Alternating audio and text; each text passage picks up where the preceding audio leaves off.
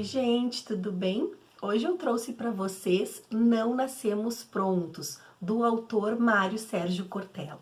Esse autor, ele nasceu em Londrina, no Paraná, em março de 1954. Então ele já tem 70 anos e ele vendeu mais de 13 milhões de livros. Ele já escreveu mais de 50 livros. As suas produções, se a gente for olhar, é uma média de 2, 3 livros a cada ano. E ele, quando ele era jovem, ele foi estudar num mosteiro, ele queria ser monge. Ele ficou 2 anos no mosteiro estudando, quando ele descobriu que não era bem isso que ele queria.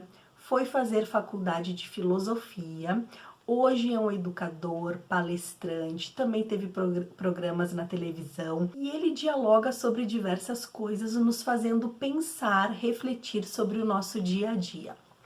Para quem é da área da educação, vai saber que Mário Sérgio Cortella ele fez mestrado com Moacir Gadotti, que também é uma pessoa bem renomada no campo da educação. E depois ele fez doutorado com Paulo Freire. Ele deu aula na PUC, deu aula na Fundação Getúlio Vargas e é possível a gente encontrar vários vídeos do autor no YouTube. Bom, ele escreveu esse livro Não Nascemos Prontos em 2006. O livro ele reúne 31 pensatas, ou seja, capítulos bem curtinhos que vão nos fazer refletir. Então, olha só, a gente tem aqui nessa página alguns títulos e no verso ou os outros títulos que completam a obra. Sabe aquele livro que você Minutos da Sabedoria, que você abre e lê 2 páginas e aí fecha e pensa? É essa a proposta do autor. Cada capítulo não é emendado um no outro, então você pode ler aos pouquinhos. Você pode ler hoje 2, 3 pensatas, refletir, conversar com a família, sem se preocupar que você está interrompendo uma leitura ou que não vai ter continuidade. Não, são pensatas, momentinhos que a gente lê e reflete. E uma das coisas assim bem interessante que ele fala, quando ele diz não nascemos prontos, ele fala assim: quando você compra um fogão, aquele fogão tá pronto, então você vai usando e ele vai gastando. Mas nós, seres humanos, nós não nascemos pronto e vamos nos gastando. Pelo contrário, hoje, a Andréia não é a mesma do passado. Claro que eu não sou inédita, porque eu já existia antes, mas eu sou a nova versão. Então é isso que ele vai falando, que a gente está em constante aprendizado, a gente está em constante mudança. E isso é muito bom, né? Porque a gente vai amadurecendo, crescendo, né? E refletindo sobre as coisas da vida. Uma das pensatas que eu acho bem interessante é essa aqui, ó, O Naufrágio de Muitos Internautas. Olha só, já te tá dando uma pista que tá falando sobre tecnologias, que tá falando sobre internet. E esse é um problema do século XXI, gente. As crianças, adolescentes e os adultos não conseguem largar o celular. E ele fala, olha, durante todo o livro ele vai fazer citações e referências de outros autores.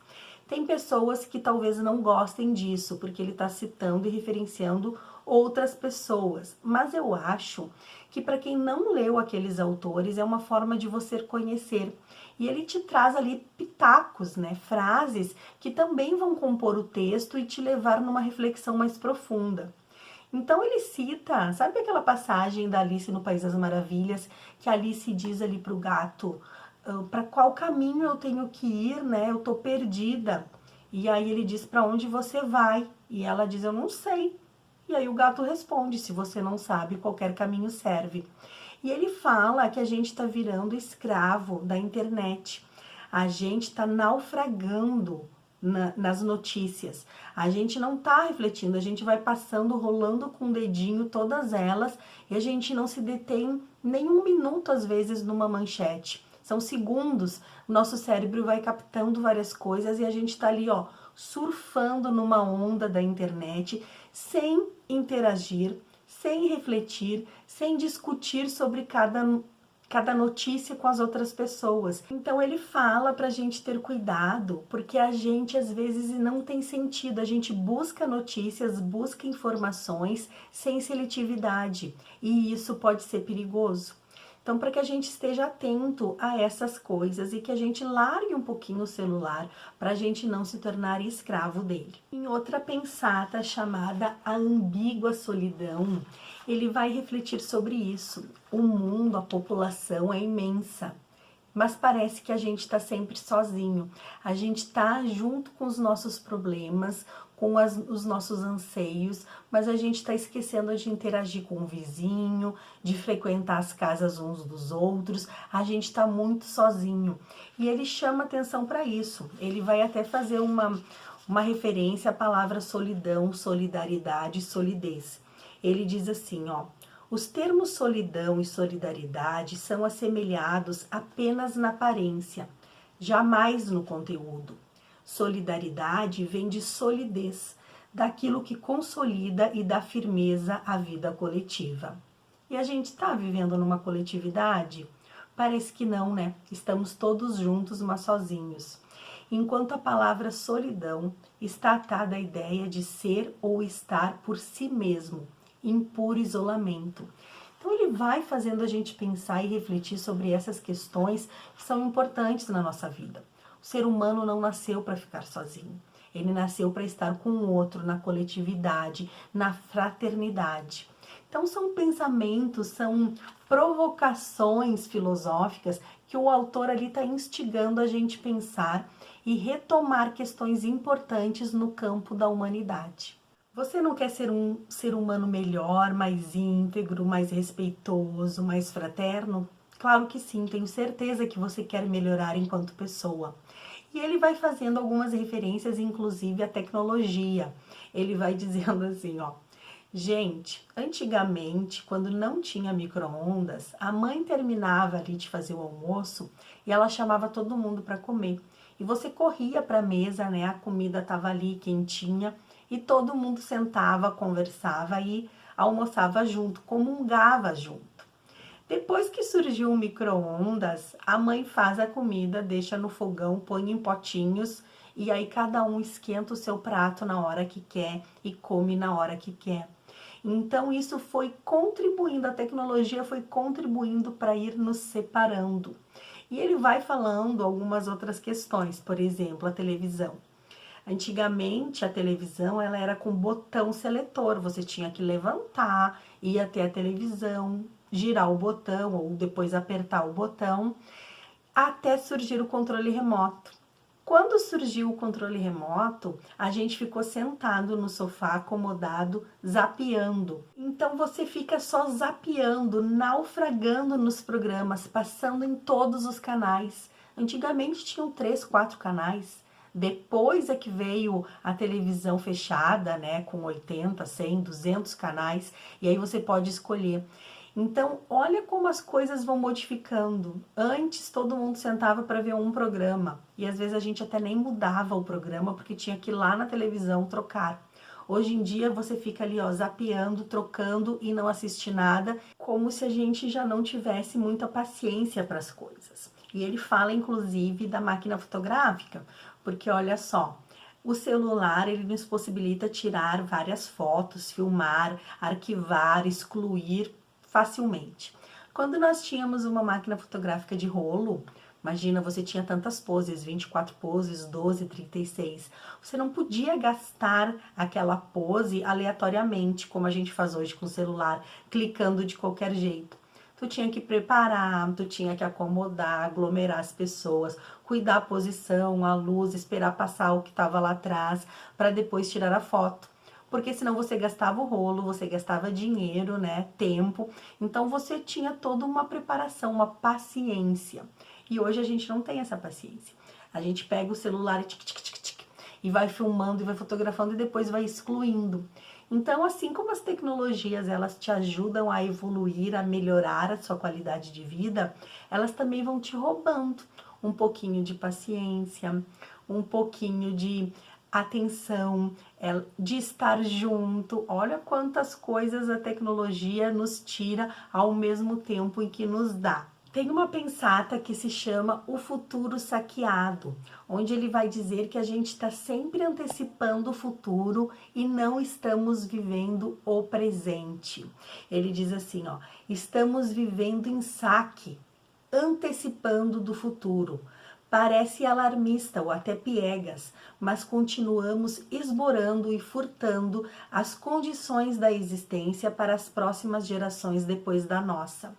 E aí ele vai refletir que a gente não aproveita o que nós temos hoje, porque a gente está sempre, ó, querendo puxar o que está lá na frente. Precisamos criar memórias para um passado, né?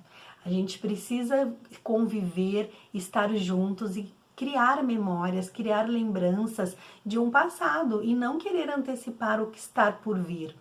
Ele fala que às vezes em aniversários as pessoas vão lá e dão um vale presente para ele, né? E ele não gosta de vale presente, porque ele pensa assim, ó, poxa, se você me conhece, você sabe do que eu gosto de ler, o que eu gosto de ouvir. Agora, se você não me conhece ou se você não tem tempo para pensar em escolher um presente para mim, você vai lá e me dá um dinheiro, você me dá um Pix, você me dá um vale presente, e ele fica chateado, porque ele queria que a pessoa pensasse, refletisse nele antes de dar um presente. Então ele vai dizendo essas coisas que a gente está muito acelerado, que a gente está num movimento de drive-thru. Antigamente nos reuníamos nas casas dos avós, das mães, para poder almoçar todo mundo junto, e hoje não. A criança é que escolhe onde é que a gente vai comer hoje, no McDonald's, e é 5 minutinhos que a gente passa lá no drive-thru, pega aquele lanche e já vai dirigindo e comendo para casa. Ou então é 15, 20 minutos que a gente para comer um lanche. Quando antes tinha todo o almoço de família, onde se preparava a refeição junta, se sentava e aquela reunião, aquela comemoração demorava às vezes o dia inteiro, o domingo inteiro. Então ele fala para a gente ir cuidando dessas coisas aceleradas que hoje o mundo nos impõe. Se você ganhasse na loteria 100 milhões, o que você faria com esse dinheiro? E todo mundo parece que tem o mesmo pensamento, né? Ah, eu ia trocar de telefone, eu ia sumir, não ia contar pra ninguém, né? Eu ia desaparecer, contratar segurança pra minha família, carro blindado, né? Trocar de número. A gente fica muito assim centrado no nosso núcleo e a gente se esquece dos demais, né? Você tem um dinheiro que você quer botar na poupança para que ele renda mais dinheiro. Você não pensa em fazer obra social, você não pensa em ajudar o próximo, você quer ajudar ali, ó, o seu núcleo familiar. E aí ele vai falando sobre essas relações de solidariedade. Então, nessa pensata, dinheiro, para que dinheiro, né? Que ele vai falar dessa situação dos 100 milhões aqui, ele vai dizer que o dinheiro, ele é um bom servo, mas ele é um péssimo amo. Então, para você cuidar, para que o dinheiro não seja o rei, o mandante da situação, que ele esteja ali para servir, no sentido de te proporcionar a ti e a outras pessoas comodidades, conforto, melhorias, mas que ele não doutrine, que ele não determine a sua vida. Tem uma outra pensata chamada Humana Armadilha, que ele até faz assim referência àquela tirinha da Mafalda, sabe? Personagem do Quino. Que a Mafalda entra numa loja lá onde tem um chaveiro e o chaveiro faz todos os tipos de chave. E aí ela diz, moço, eu quero a chave da felicidade. E aí o chaveiro fala, então me traz a cópia, me traz o modelo. E aí ela diz espertinho, né? Porque, gente, o que é felicidade para você? E aí ele vai falar que felicidade é ter paz de espírito, né?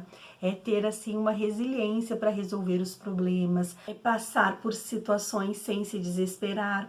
Ele vai dizer, ser feliz é ser tranquilo.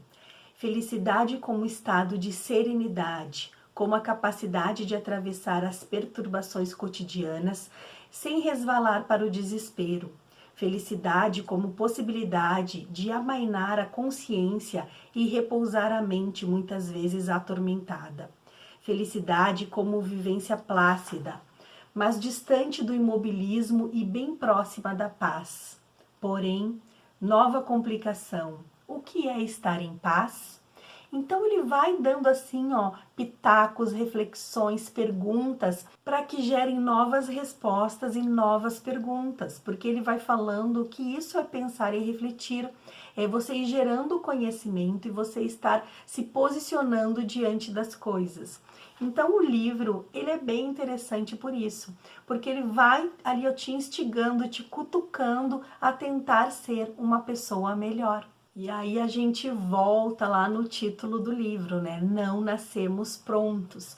Eu fiz algumas anotações aqui que eu achei bem interessante, porque ele vai dizendo assim, ó, a gente não nasceu pronto.